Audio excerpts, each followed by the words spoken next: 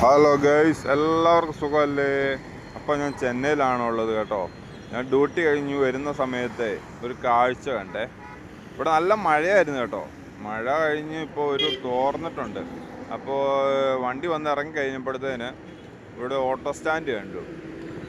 ഇവിടെ ഇങ്ങനെ വണ്ടി അലങ്കരിച്ചിട്ടേക്കുന്നുണ്ട്. എന്താണെന്ന് ചോദിച്ചപ്പോൾ അവർ പറഞ്ഞു ആയുധപൂജയുടെ അലങ്കാരമാണെന്ന്. വാഴയൊക്കെ വെച്ച് എൻ്റെ ഫ്രണ്ടിലൊക്കെ വെച്ചേക്കുന്ന മാവലയാണ് കേട്ടോ. ഇവിടെ മൊത്തം മഞ്ഞ് ഓട്ടോയാണ്, ഷെയറിങ് ഓട്ടോയാണ് മിക്കതും, ബജാജിൻ്റെയൊക്കെ. പിന്നെ CNG വരുന്നുണ്ട്, മിക്ക ഓട്ടോകളും ഉണ്ട് കേട്ടോ.